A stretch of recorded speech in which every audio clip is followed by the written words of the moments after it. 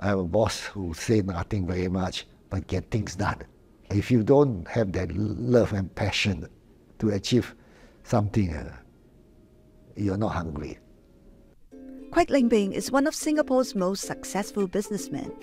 His empire covers hotels, property, financial services, construction and transport. The 82-year-old billionaire is the executive chairman of Hong Leong Group, which was founded by his father, Kwek Leng Beng, in 1941. He's also executive chairman of real estate company City Developments, which is behind landmarks like Republic Plaza and The Sale. The secrets of Mr. Kwek's success are now told in a biography titled Strictly Business. I'm Sumiko, executive editor of the Straits Times. I'm having lunch with Mr. Kwek at the Hua Ting restaurant in Orchard Hotel, one of more than 150 hotels in his portfolio. Over some of his favorite dishes, he tells me that what has driven him all these years are the passion and hunger to achieve something.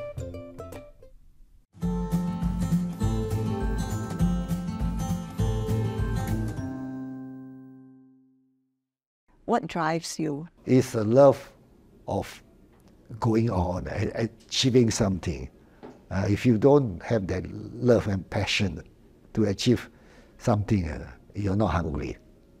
You're in so many things, property, hotels, finance. Which of it gives you the most pleasure? Every sector that I go in, it gives me the pleasure to do it with passion. If you don't have the passion, you cannot do well. Of course, passion alone, without experience, is also not as good. You must have experience.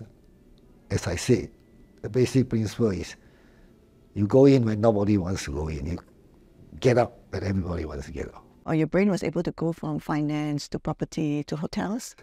Because when you have a flexible mind and you learn in the process, you make mistakes, but not often. You learn from your mistake.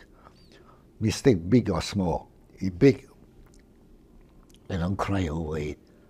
You get on with it. Make more money to cover the loss. That is my philosophy. What do you remember most about your dad? He was a very harsh man. He wants you to learn. He doesn't explain to you why it has to be done this way. You have to analyze yourself. Why? At one stage, he scolded me so much I ran away to Penang. He persuaded me to come back, so I came back. But I was not happy. But on reflection now, I think that's a good lesson for me. You learn through hardship. You learn through experience. Was it, harsh even like in family situation or only in business? In business, in family also, they bring us together, staying in the same house in Buckley Road. When I was in London, my cousin and all this, I was a leader.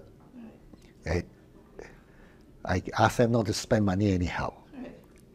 So if they go to a restaurant, Chinese restaurant, they come back, I will smell their overcoat full of Chinese smell. I said, you went to the Chinese restaurant, you spend big, but you cannot. You are a student, you study.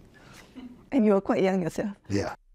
So were you very popular among your cousins? They call me Hitler. So when I started to go home, they say, independent, independence.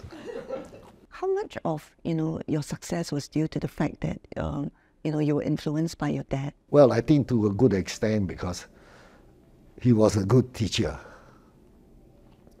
He scolded me whenever he can, and he said, you better learn from me. Seize the opportunity. No regret. You make a mistake, don't go and cry. Go forward and do, but do it within your means. You cannot overstretch. I think that was a good advice. I never overstretch. You see my company gearing is quite good. Do you think your management style is very much like your father's? Well, I don't think so because he doesn't explain to you. He scolds you only. I explain to management. So in your company, do you allow people to take the initiative? Of course we allow, but most of the people, they will not take the initiative unless you encourage them. When you encourage them, they also don't want to do something so different. And if they go wrong, they might get blamed. What sort of boss are you? I'm a boss who say nothing very much, but get things done. I need a core team, that's all. But the key problem in Singapore is that most of the people are procedural. They follow methodology. Yes, I've done this, I've done that. They don't think very much. I think this is the failing of most of us Singaporeans.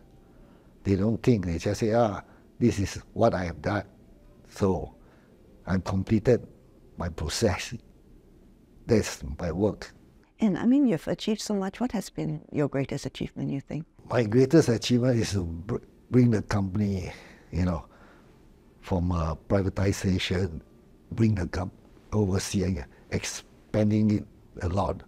Where do you see your group in the next few years or longer? I think we will become more international, acquisition everywhere around the world whenever there are opportunity. But I need to find more people who are entrepreneurial enough. If they are not business-minded enough, they may not be able. They will just say, okay, I think your instruction, I am buying this. Your instruction, I'm buying that. You have to give them direction. Then they find something, they come back to you. In the process, they learn. Was making more money a motivation, a key motivation?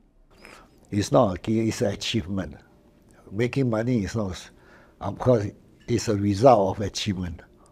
But it's not making money alone that I was going for it. Because I have the passion to do this, to do this, to do that. Is it important to you that the business is family? Of course it is important because in Asia, family business, if they are successful, they are kept for a long time. Of course, there's a slogan to say that it won't go more than 3 generations. It depends on whether they agree. But not all the time everyone agrees. But if you have a structure, if you have demonstrated, you can make profit for everyone. They should shut up, don't talk too much. It's not easy handling families. Not everybody agrees. So will the business go to your son? Is there a natural choice? My son Sherman is the CEO now. He's more hardworking than me. So at this stage in your life, what gives you the most happiness? Happiness, achievement, whatever. Business achievement, where people cannot achieve, I can achieve. That is important to me. Thank you very much for having lunch. Blog is the diary of my life. I take ideas from the world, I just filter them through my eyes and I interpret it into Doggy Doggy.